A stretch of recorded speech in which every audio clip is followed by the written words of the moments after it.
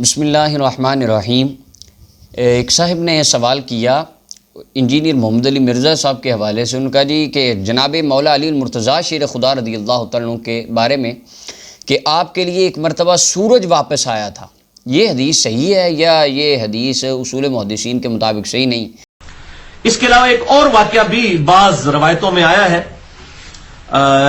سورج کو واپس پلٹانے والا، لیکن اصول محدثین پر وہ واقعہ ثابت نہیں ہے۔ تو اس کے بارے میں میری یہ عرض ہے کہ اس حدیث مبارکہ کی کل 19 سندیں ذخیرہ حدیث میں آئی ہیں، 19 سندیں، جن میں سے صحیح الاسناد روایات بھی آئی ہیں، جن کی سندیں بالکل پرفیکٹ اور ٹھیک روایت ہیں۔ سب سے پہلے اس کو حضرت امام طحاوی رحمۃ اللہ علیہ نے مشکل الآثار کے اندر نقل فرمایا، حدیث نمبر 898۔ اس کے علاوہ امام طبرانی رحمۃ اللہ علیہ نے اپنی کتاب معجم الکبیر، اس کی 24ویں جلد ہے اور صفحہ نمبر 144 ہے، اس کے اوپر اس کی جو سند ہے وہ بالکل صحیح سند ہے، ثقہ راویوں والی۔ اور اس کے علاوہ یہ امام ہاشمی رحمۃ اللہ علیہ نے اپنی مجمع الزوائد کی 8ویں جلد کے اندر اس حدیث کو نقل فرمایا اور آگے انہوں نے حکم بھی جاری فرمایا۔ اور ریاض الندرہ میں علامہ محب تبری نے اس روایت کو نقل فرمایا۔ عمدۃ القاری میں علامہ بدر الدین عینی نے بخاری شریف کی شرح میں اس حدیث کو لکھا۔ تاریخ دمشق کی جلد نمبر 42 ہے، صفحہ نمبر 314 ہے، امام ابن عساکر نے اس کو سند کے ساتھ لکھا۔ قاضی مالکی رحمۃ اللہ علیہ نے اپنی کتاب الشفاء میں لکھا۔ امام جلال الدین سیوطی رحمۃ اللہ علیہ نے اسے خصائص الکبریٰ میں لکھا۔ تذکرۃ الخواص میں سبت ابن جوزی نے لکھا۔ لسان المیزان میں حافظ ابن حجر عسقلانی نے، میزان الاعتدال میں علامہ ذہبی نے، اور امتاع الاسماء میں حافظ ابن کثیر نے، البدایہ میں، یعنی اس کے تقریباً 20 کتب کے اندر تقریباً یہ حدیث مبارکہ آئی، اور اس سے زیادہ اور بھی محدثین کرام نے اسے نقل فرمایا۔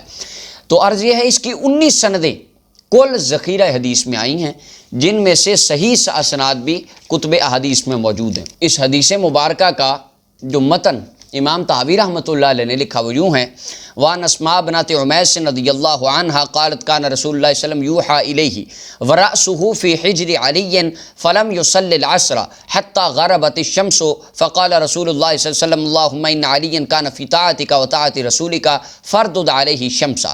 جناب اسماء بنت عمیس رضی اللہ تعالیٰ عنہ فرماتی ہیں کہ ایک مرتبہ رحمت کائنات صلی اللہ علیہ وسلم کی طرف وحی آ رہی تھی اور آپ کا سر مبارک جناب مولا علی کی گود مبارک میں تھا۔ آقا کریم علیہ الصلوۃ والسلام کی بظاہر آپ نے اپنی چشمان مبارک کو بند فرمایا ہوا تھا۔ نبی علیہ الصلوۃ والسلام نے عصر کی نماز پڑھ لی تھی، جبکہ جناب علی المرتضیٰ نے بھی عصر کی نماز ادا فرمانی تھی۔ تو عصر کی نماز کا وقت چلا گیا، سورج غروب ہو گیا، تو جناب حیدر کرار رضی اللہ تعالیٰ کے دل میں اس بات کا بڑا ملال پیدا ہوا کہ میری تو نماز قضا ہو گئی۔ اس وقت نبی کرم صلی اللہ علیہ وسلم نے دعا فرمائی: اللہم ان علی کان فی طاعتک و طاعت رسولک فردد علیہ الشمس۔ اے اللہ، علی تیری اطاعت میں تھا اور تیرے رسول کی اطاعت میں تھا، اس پر سورج کو واپس لوٹا دے، میرے علی کے لیے سورج کو واپس لوٹا دے۔ حضرت اسماء فرماتی ہیں فرأیتھا غربت ورأیتھا طلعت بعد ما غربت، میں نے پہلی مرتبہ سورج کو غروب ہوتے بھی اپنی آنکھوں سے دیکھا تھا، اور پھر اس سورج کو طلوع ہوتے بھی میں نے اپنی آنکھوں سے دیکھا، اور اس کے بعد پھر سورج کو غروب ہوتے میں نے اپنی آنکھوں سے دیکھا۔ یہ حضرت اسماء فرماتی ہیں۔ اب اس حدیث مبارکہ کا حکم کیا ہے؟ امام ہاشمی رحمۃ اللہ علیہ مجمع الزوائد کے اندر فرماتے ہیں: رواہ کلہ الطبرانی باسانید۔ امام طبرانی نے اس کو مختلف سندوں کے ساتھ لکھا، اور امام طبرانی نے 3 سندیں لکھی ہیں طبرانی معجم الکبیر کے اندر۔ اور امام طحاوی رحمۃ اللہ علیہ وہ فرماتے ہیں، امام احمد بن صالح، یہ امام بخاری کے استاد تھے، یہ فرمایا کرتے تھے: لا ينبغي لمن سبيله العلم التخلف عن حدیث اسماء الذي روی لنا عنه لانه من اجل علامات النبوہ۔ امام بخاری کے استاد فرمایا کرتے تھے، وہ بھی اس سند کے اندر ان کا نام ہے، میں آگے چل کر عرض کرتا ہوں۔ وہ فرمایا کرتے تھے کہ جو طالب علم، دین کا طالب علم ہے، اس کو یہ بات زیب نہیں دیتی کہ وہ حدیث اسماء لوگوں کو نہ سنائے اور حدیث اسماء خود پڑھے نہ۔ کیوں؟ لأنہ من اجل علامات النبوہ، کیونکہ یہ رحمت کائنات کی نبوت کی نشانیوں میں سے ایک بہت بڑی نشانی ہے، رسول پاک کا معجزہ ہے، مولا علی کے لیے ایک کرامت ہے۔ یہ امام بخاری کے استاد فرمایا کرتے تھے۔ اور فتح الباری میں امام ابن حجر عسقلانی کتاب فرد الخمس کے تحت اس بات کو لکھتے ہیں، فرماتے ہیں انہوں نے اس حدیث کو لکھا اور پھر لکھا: وَهَذَا أَبْلَغُ فِي الْمُعْجَزَةِ، مولا علی المرتضیٰ کے لیے سورج کا واپس آنا یہ رسول پاک کا بہت بلند ترین معجزہ تھا۔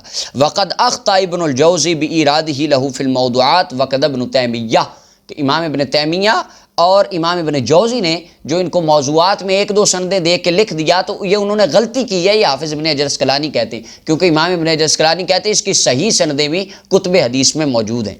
اب اس کی سند کی طرف باز کر دیں۔ اب اس حدیث مبارکہ کا اس کی سند دیکھتے ہیں کہ واقعی یہ اصول محدثین کے مطابق صحیح نہیں ہے۔ اس کی میں نے عرض کیا 19 سندیں ہیں، بعض اسناد ان میں سے کمزور ہیں، ضعیف الاسناد ہیں۔ جو سند امام طحاوی نے لکھی اور امام طبرانی نے لکھی، اس سند کے تمام راوی ثقہ راوی ہیں اور یہ بالکل صحیح سند ہے۔ اب اس کے اندر پہلے طبرانی معجم الکبیر جلد نمبر 24 حدیث نمبر 382 صفحہ نمبر 144 ہے، اس پر جو سند ہے، حدثنا اسماعیل بن الحسن الخفاف، پہلے راوی اسماعیل بن حسن الخفاف ہیں، امام ذہبی فرماتے ہیں یہ ثقہ راوی ہے۔ دوسرے راوی حدثنا احمد بن صالح، احمد بن صالح دوسرے راوی ہیں، المتوفى 248 ہجری، روا عنہ البخاری و ابو داود، یہ امام بخاری کے بھی استاد ہیں، امام ابو داود کے بھی استاد ہیں۔ یہ فرمایا کرتے تھے کہ جو دین کا طالب علم ہے وہ حدیث اسماء پڑھے اور سنائے، کیونکہ رسول اللہ کا بہت بڑا معجزہ ہے۔ اب یہ امام بخاری نے خود ان کے بارے میں فرمایا یہ راوی ثقہ راوی ہیں، اور امام بخاری نے کتاب التوحید میں ان سے حدیث لی ہے صحیح بخاری کے اندر۔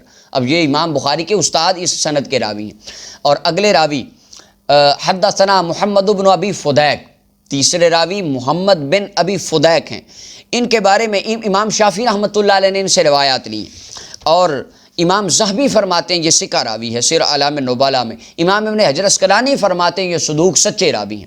اب چوتھے راوی محمد بن موسیٰ الفطری ہیں، صحیح مسلم کے اندر بھی ان کی روایت ہیں اور سنن اربع کے اندر بھی انہوں نے بھی ان سے روایات لی ہیں۔ امام بخاری رحمۃ اللہ علیہ نے تاریخ کبیر میں فرمایا کہ یہ راوی ثقہ راوی ہیں۔